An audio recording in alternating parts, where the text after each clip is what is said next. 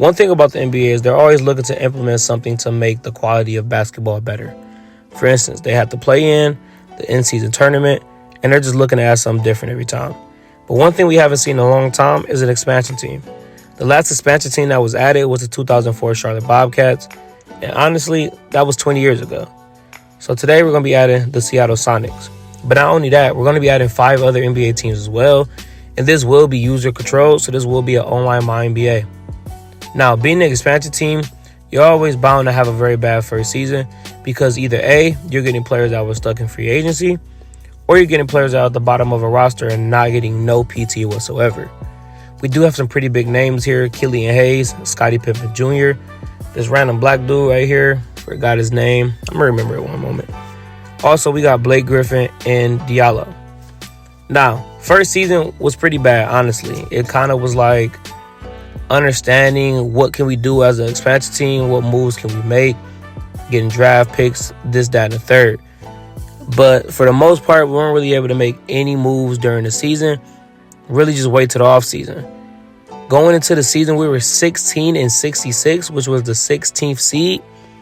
But fortunately, we were the best record team out of all the expansion teams. Luka ended up walking with the MVP, almost averaging a triple-double in the 2023 season.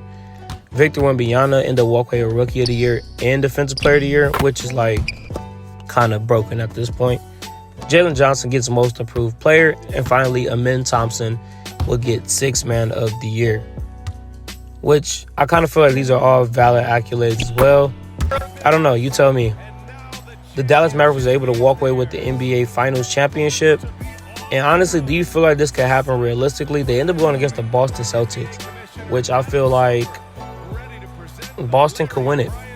But do you feel like the Dallas Mavericks will walk away with an NBA championship?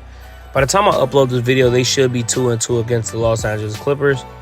But I feel like if they can beat Los Angeles, the only team they possibly will have to worry about is Denver. But just drop your opinions in the comments. And then Kyrie Irving did walk away with the Finals MVP, which is pretty surprising because I thought it would be Luka, considering he won the regular season MVP. But hey, at least they're both winning.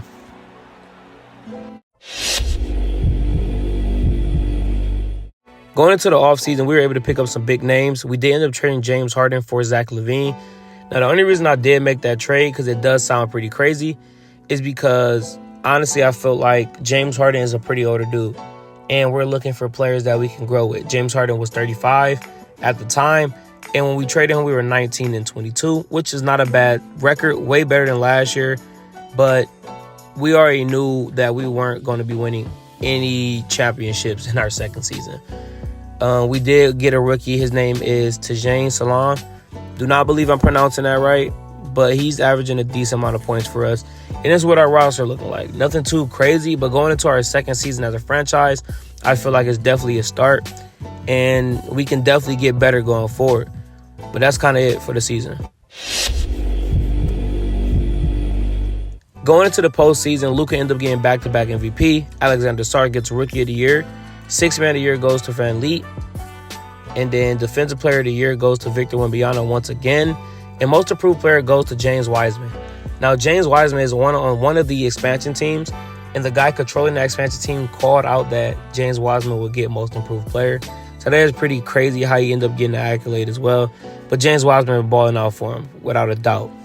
Now, one thing I did notice with the accolades is a lot of teams that have expansions had their players in there. But we had no one from Seattle get any personal accolades.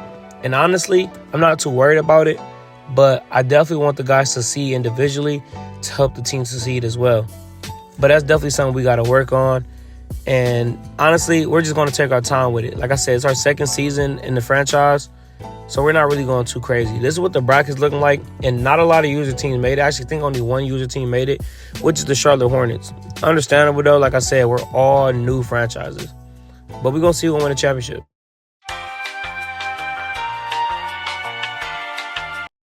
So the Cleveland Cavaliers were able to walk away with the championship 4-1 against the Denver Nuggets.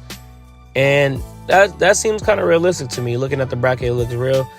But Seattle, we're trying to win something. So we're kind of worried on ourselves right now. We got our to-do list set, and we have a lot to do. We're going to be looking through our rookies right now. We walked away on the season 32-50, so better season than before, but we definitely need to work on a lot. Let me know what you do next. But for now, definitely appreciate you guys tuning in, and I'm definitely going to be dropping another video, a part 2. Just let me know what you guys want to see.